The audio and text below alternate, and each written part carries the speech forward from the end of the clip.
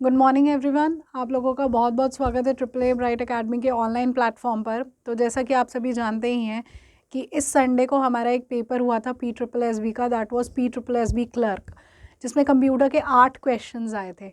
ठीक है, तो क्वेश्चन काफ़ी आसान थे जो आपके बहुत ईजीली कवर अप हो रहे थे। और आपके जो ऑनलाइन ऐप पर हम लोगों ने जितना भी मैंने कंप्यूटर के क्लासेस ली हैं उन सभी से वो सारे क्वेश्चंस कवर अप हो रहे थे।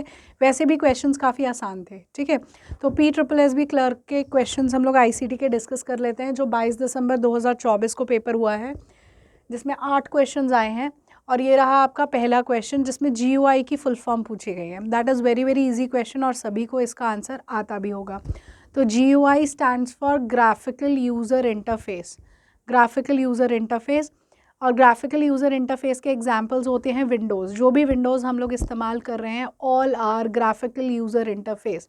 एक हमारे पास CUI टर्म भी होती है, CUI, और CUI stands for character user interface. Character user interface.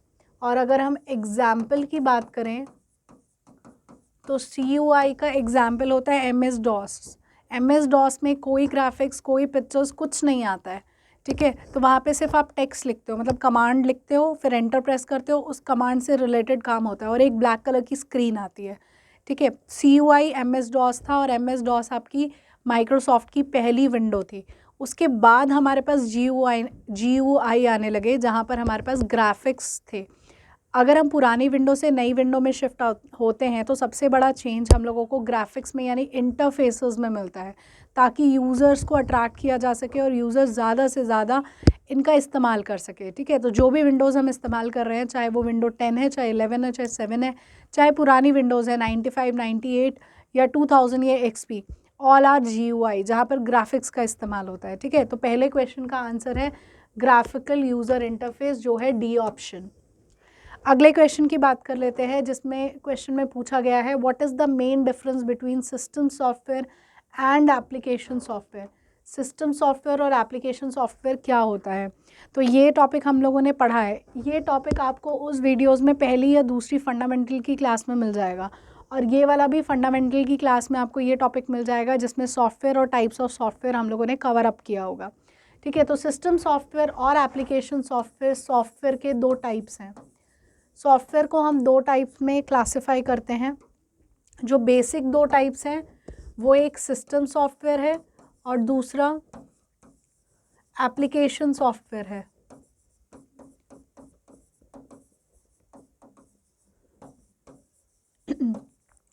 System software वैसे भी बहुत इंपॉर्टेंट है। पंजाब के या चंडीगढ़ के बहुत सारे एग्जाम्स में सिस्टम सॉफ्टवेयर का डेफिनेशन या सिस्टम सॉफ्टवेयर के एग्जाम्पल्स, ये क्वेश्चंस पूछे गए हैं।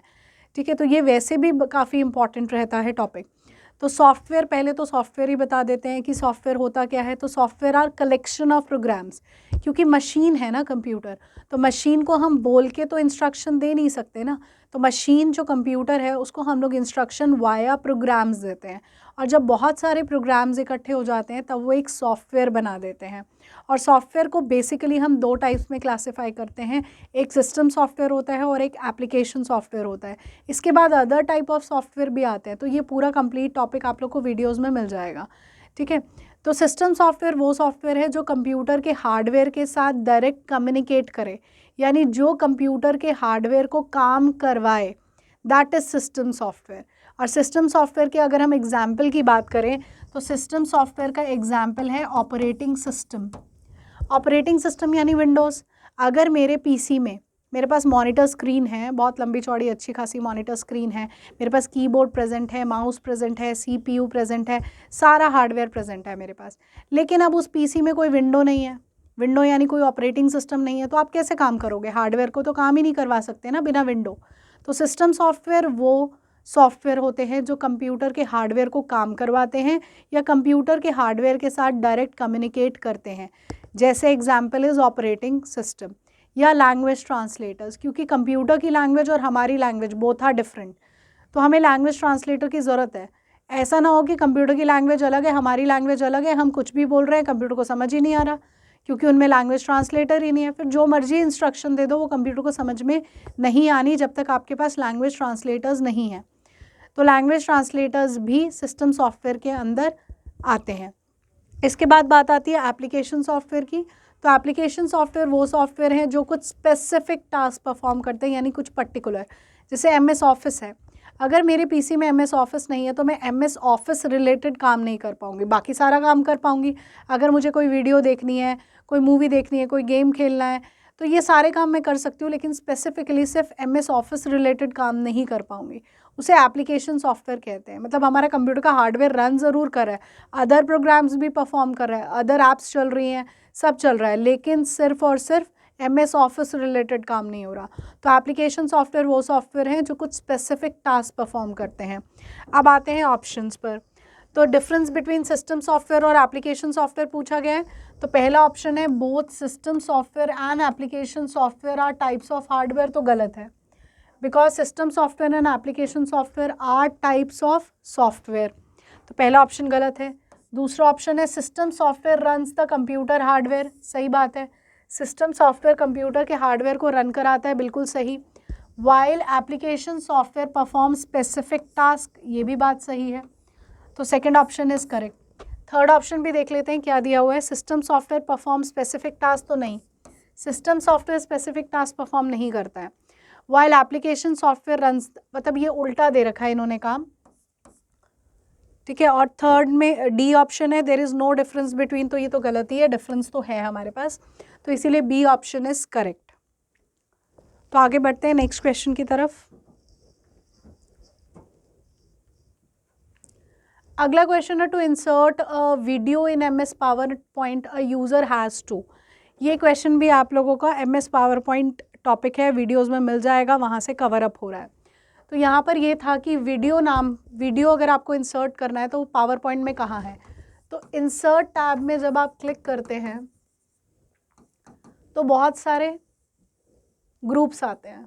तो जो लास्ट वाला ग्रुप है उसमें मीडिया लिखा हुआ है सॉरी, मीडिया में ऑडियो और वीडियो लिखा होगा, ठीक है। तो इंसर्ट टैब के अंदर क्लिक करेंगे तब हम लोग के पास वीडियो नाम का ऑप्शन आता है। तो पहला ऑप्शन देख लेते हैं क्या है, go to insert tab and click on video, बिल्कुल सही, इंसर्ट टैब के अंदर ही आता है। गो टू होम टैब में नहीं आता है, ये डिज़ाइन टैब के अंदर भी नहीं आता है, ठीक है। तो ए ऑप्शन करेक्ट था, इंसर्ट टैब के अंदर आप वीडियो को इंसर्ट कर सकते हैं। Next question, what does assembler do. देखो हाँ, ये ट्रांसलेटर से क्वेश्चन है, ये भी टॉपिक हमारा कवर्ड है कंप्यूटर फंडामेंटल के अंदर। ट्रांसलेटर एक टॉपिक मैंने पढ़ाया है, उसी में कवर अप हो जाएगा। तो ट्रांसलेटर 3 टाइप के होते हैं, एक है असेंबलर, दूसरा है कंपाइलर और तीसरा है translator.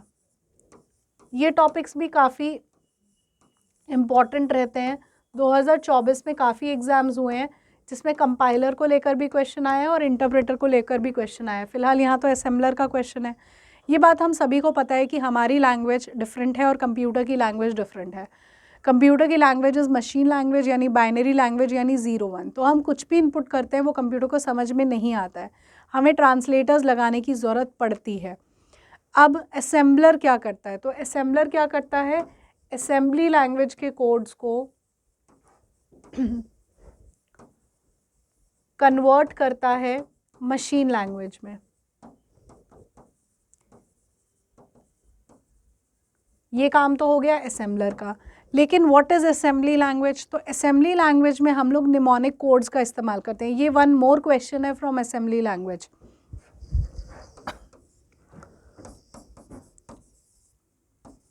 Mnemonic codes are used in assembly language, यानी वो कोड्स कुछ इस तरीके के हैं कि आप लोग ADD, अगर ऐड करना है तो आप ADD लिखेंगे, मूव करना है तो MOV, एग्जिट करना है तो EXT। इस तरीके के कोड्स को निमोनिक कोड्स कहा जाता है जो हम असेंबली लैंग्वेज में इस्तेमाल करते हैं, ठीक है। अगर हम ऐसे कुछ कोड्स कंप्यूटर को इनपुट करवाते हैं तो उसको समझ में नहीं आ रहा है, क्योंकि उसको 0-1 ही समझ में आता है, ठीक है।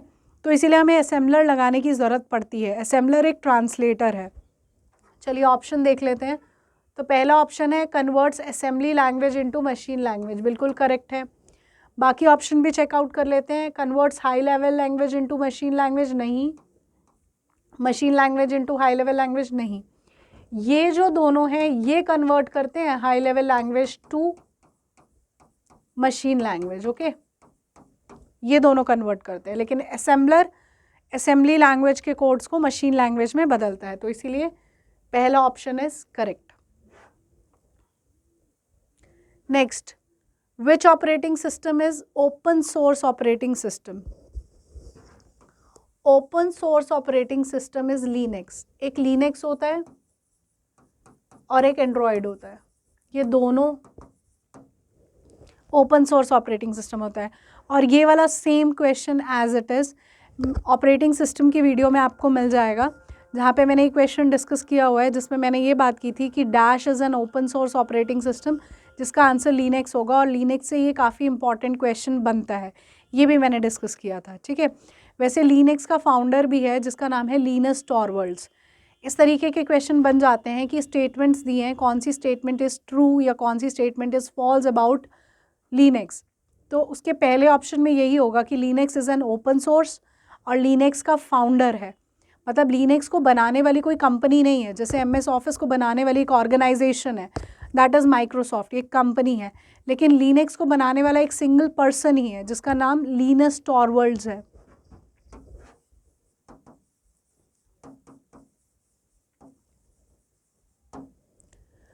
ओपन जो MS ऑफिस है वो एक क्लोज सोर्स सॉफ्टवेयर है।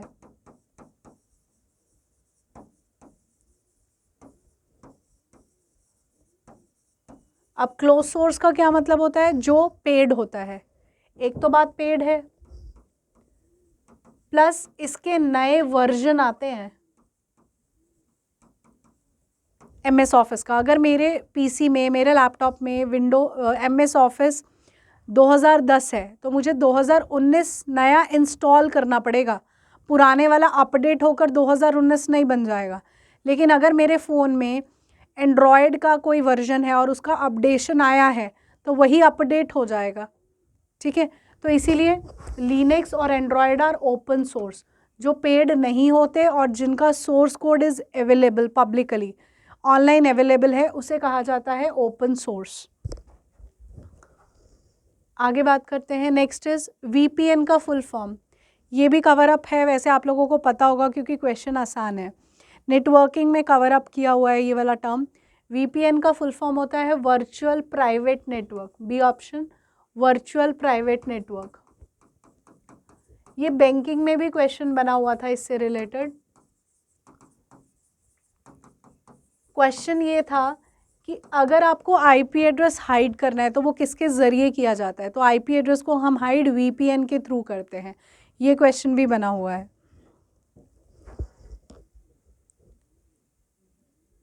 Next question, if you want to insert a chart in MS Excel, what is the shortcut key? देखिए, इंसर्ट टैब है जिसके अंदर चार्ट नाम का ऑप्शन आता है, और अगर आपको इंसर्ट करना है चार्ट तो उसकी शॉर्टकट की होती है F11।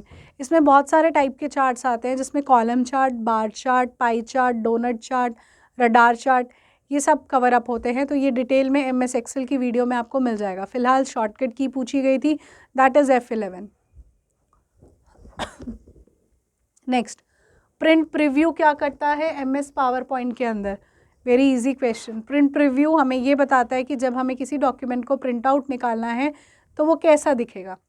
तो ऑप्शन चेक कर लेते हैं। पहला ऑप्शन है it shows how the document will look after printing. पहला ही ऑप्शन यहाँ पर करेक्ट है, ओके। तो ये था आपका PSSB क्लर्क 2024 का पेपर जो अभी दिसंबर में हुआ है, 22 दिसंबर। तो ICT के क्वेश्चन वाज इजीली अटेम्प्ट हो सकते थे, 8 के 8 क्वेश्चंस, ठीक है, काफ़ी आसान था। तो आई होप आप लोग को क्वेश्चन समझ में आए होंगे। तो थैंक यू सो मच।